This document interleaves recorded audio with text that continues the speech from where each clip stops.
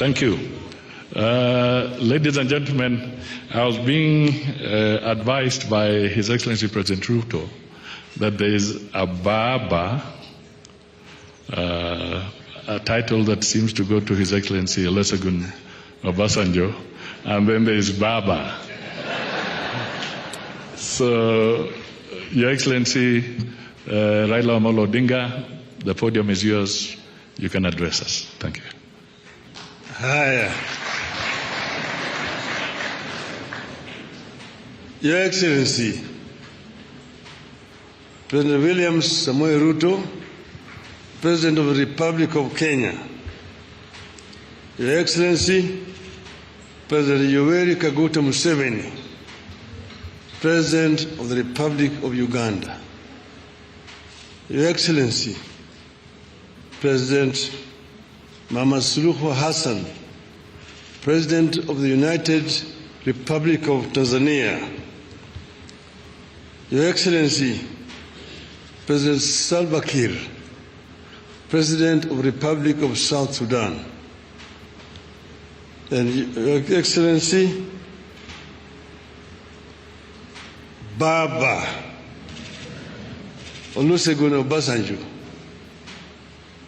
former President of the Republic of Nigeria.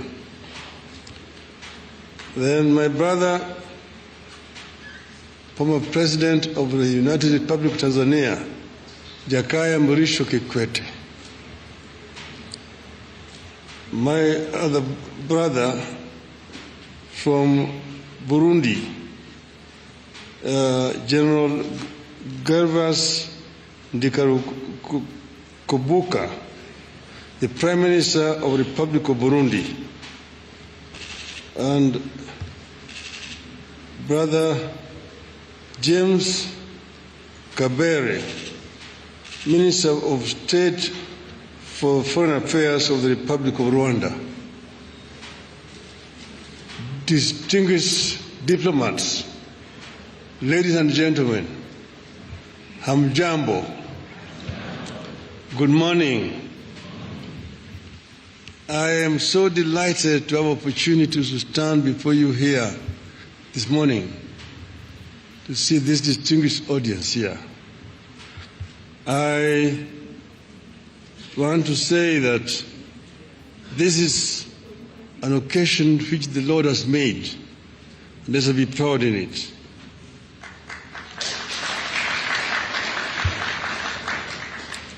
Today, I stand before you here as a candidate for the chairperson of the African Union Commission.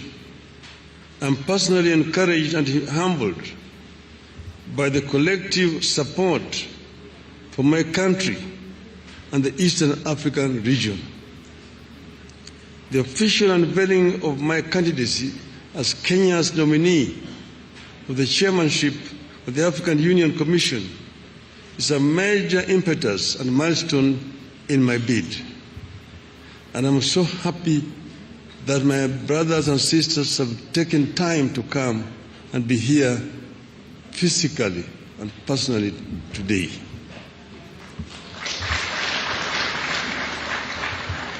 The history of Africa is replete of low and high moments. Africa is widely considered the birthplace of mankind, whose political organization was reflected in great kingdoms across the continent. And as of today, the oldest species of humanoids has been discovered in this region. So in Ethiopia, in northern Kenya, in Olduvai Gorge in Tanzania.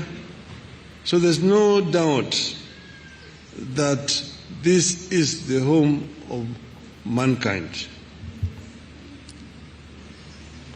However, the continent has suffered slavery, colonialism, humiliation, repeated aggression, and internal violent conflicts. However, Excellencies, like the legendary phoenix, Africa has risen from the ashes of these historical atrocities to make a full-blown arrival on the global stage. Consequently, you have heard slogans such as African Renaissance and Africa Rising. Nonetheless, I envisage an Africa where our visionary sloganeering will translate into strategic action for the transformation of our continent. Unfortunately, even as we rise, our continent still grapples with emerging challenges and vulnerabilities, including identity conflicts and wars, hunger, poverty, violent extremism, advanced climate change, acute unemployment among our youths, transboundary pandemics and infectious diseases such as mpox and other threats to human security and dignity. My plan is to work with you, Your Excellencies, and make the AU more people-centered and serve the interests of the vast voiceless majority of Africans. The African people should feel the AU in their lives. Excellencies, if elected chairman, I propose to utilize the transition period to critically analyze the existing proposals for reforms and building capacity of the AU Commission. The ultimate aim is to follow up on the implementation of the reports so far formulated. Certainly, the story of Africa is not all gloom and doom.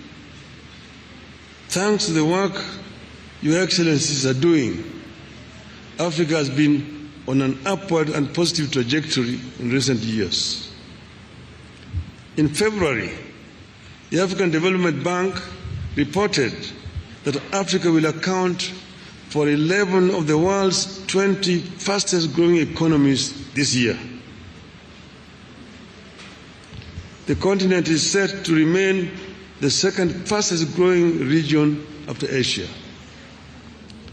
I deeply appreciate your efforts in restoring hope on the continent, and it is my wish to have a chance to complement your efforts as AU chairperson. Excellencies, throughout my leadership and service to the public, I have noted the significance of defining strategic goals and appreciating the influence of political dynamics on the outcomes of these goals. So decision-making must be backed by a balance between policy and geopolitics. I plan to work with you, Your Excellencies, to integrate this continent. You are one people who unfortunately are trying too hard to separate from each other. I have traveled the length and breadth of this beautiful continent, and I have seen the faces of Africa's future. I was involved in peace negotiations in Burundi with Mwalimu Nyerere. I was involved as a mediator of the AU with the conflict in Côte d'Ivoire. I was involved in Mozambique. So I understand the continent. And I see the faces of our children, full of hope and energy, and unbound by the borders of yesterday. I dream of an Africa where those borders and colonial languages no longer divide us. We don't want to see Africans to be divided as Anglophones, Francophones, Lusophones. I want them to be Africaphones.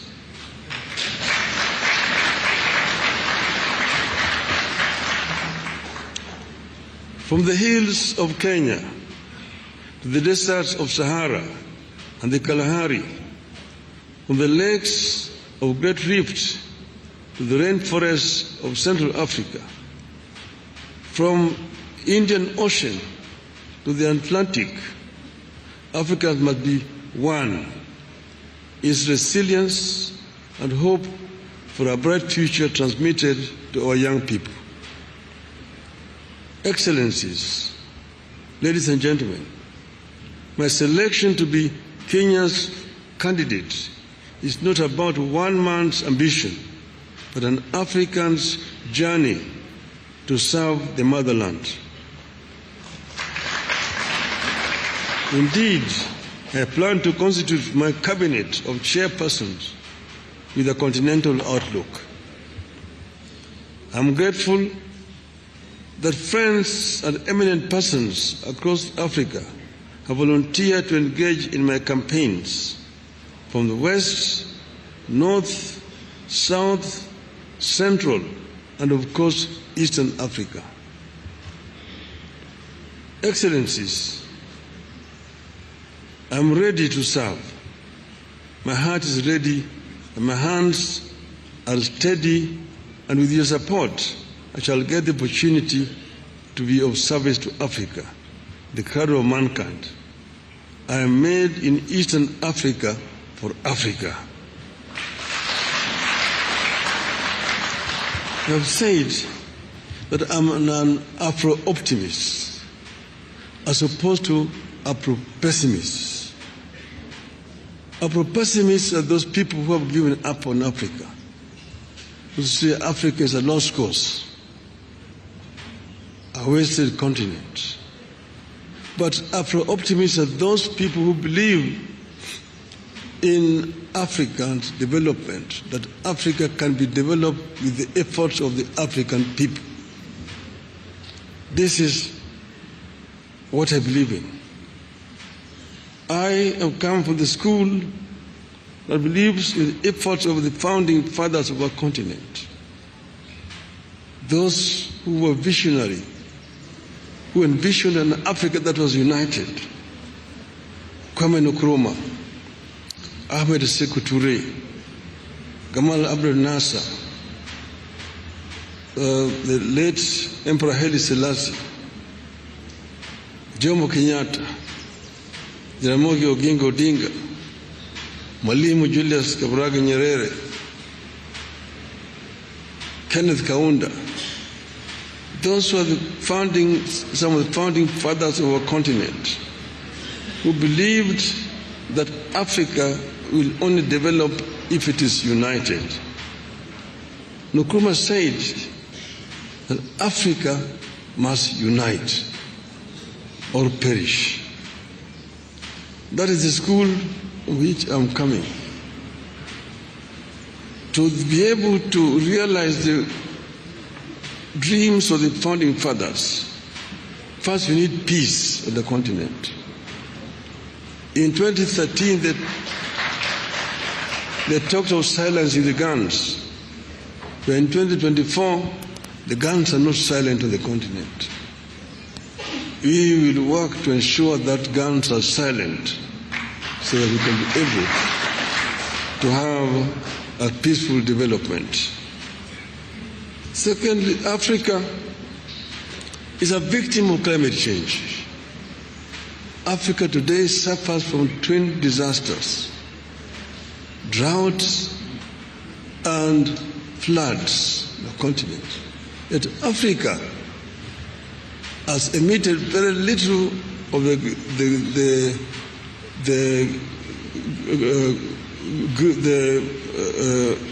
carbon that is polluting the world.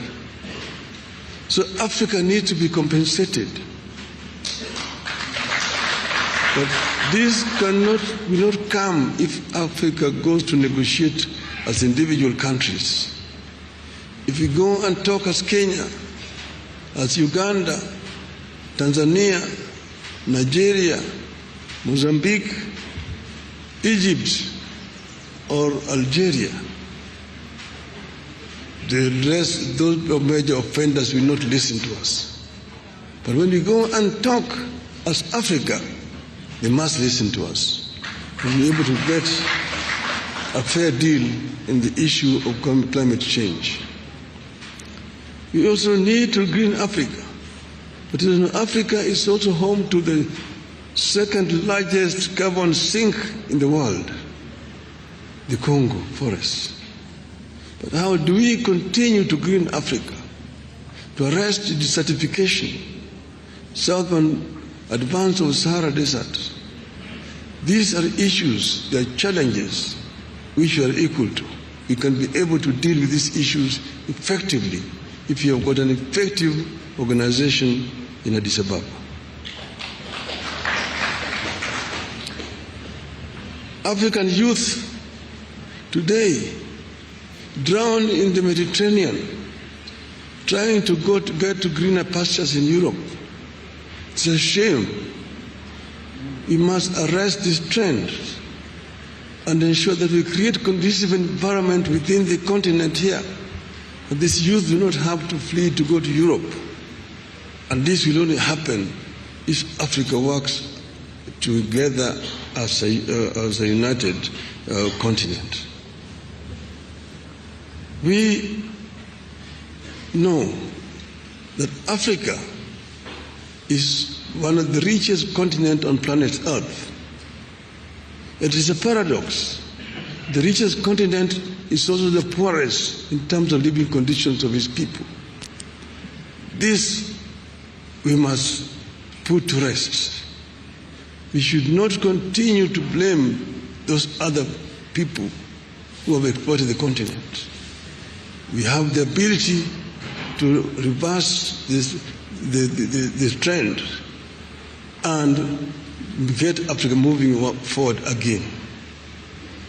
Therefore, we need to be able to ensure that Africa uses the resources that it has effectively. We need also to ensure that Africa also trades with itself. Africa is wasting a lot of time searching for markets where they put very unequal terms to our goods coming from Africa. The inter-African trade today stands at only 15%. Inter-European trade stands at 70%. Inter-Asian trade stands at 60%. Even inter-South American trade stands at 35%. We need to ensure that Africa trades more with itself. We need to address the constraining factors. One, the non-tariff barriers which have been imposed by other African countries against goods from neighboring countries. More importantly, we need to address the issue of infrastructure development in the continent that will make it easier for African countries to trade with each other. I have been the High Representative of the African Union on the issue of infrastructure. So I know the major challenges that Africa faces in the issue of infrastructure. The trans-African highways, the Cape to Cairo, the Tunis to Cape, the Dakar through Khartoum to Djibouti, the Dakar, Lagos to Mombasa, the Beira to Lobito and Walvis Bay, the high-speed railway networks in the continent, those are issues that require to be dealt with. The LAPSET, the Lamu Port, South Sudan, Ethiopia, that will continue through Bangui and go all the way to the Cameroon port of Kribi, creating a land bridge that links the Atlantic Ocean and Indian Ocean and opening up the interior landlocked countries within the continent. These are some of the issues that can be dealt with and we'll deal with. Then connecting Africa through high-speed fiber optic network. And then to facilitate faster communication. Then the issues of air transport. Air transport is a major challenge in the continent. We were talking about open skies. to make air transport easier. Today, traveling across the continent is too expensive. You have to get permits to fly over countries, delaying movement, and make it too expensive. Flying over Europe is much easier than flying over Africa. We need to have a continental air control system within the continent so that people can travel from east to west, north to south without a problem. The other one is the issues of visas. My friend Aliko Dangote says that for him to travel across the continent, he needs 35 visas. His French competitor does not need a visa to travel with a French passport in Africa. What a shame. In Europe, you only need a Schengen visa, and you can travel across the entire Europe without a problem. We will also ensure that we reach a stage where we can issue an AU visa and enable people to travel across the continent without much of a problem.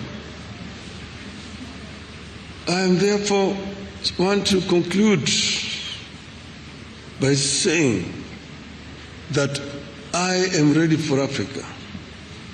And I believe in the story of the African lion. The lion is an African animal. It's a king of the jungle. The Cameroonian national soccer team is called the Indomitable Lions. The soccer team of Senegal is called the Lions of Teranga. The soccer team of Morocco is called the Atlas Lions. Here in Eastern Africa, we call it the Simba.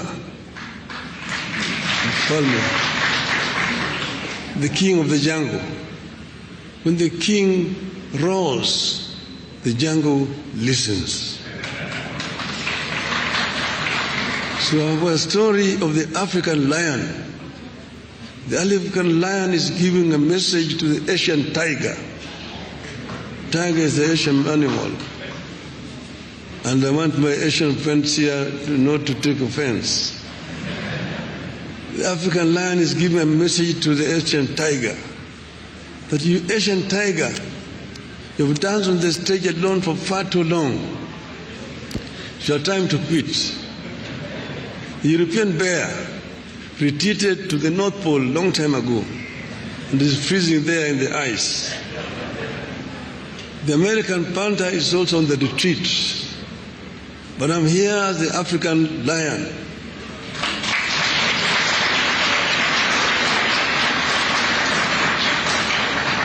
I've been asleep in the jungles of the Congo, but now I'm awake and I'm sitting on African gold, African oil, African diamonds, African iron and copper ores.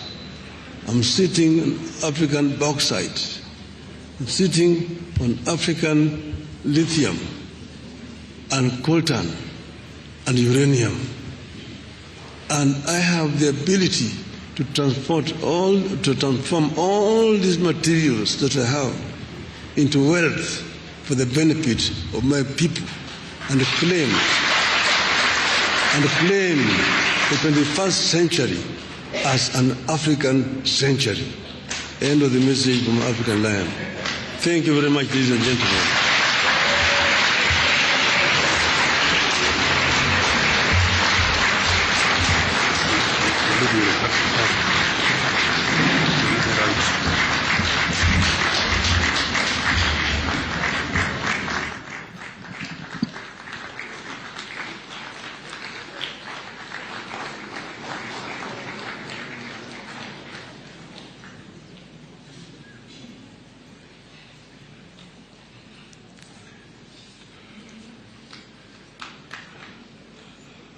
Thank you. You can be seated. Indeed, that's a very powerful message, about the African lion. Your Excellency, let me give very special recognition to the ambassadors from the Middle East, the Gulf states. Please be upstanding.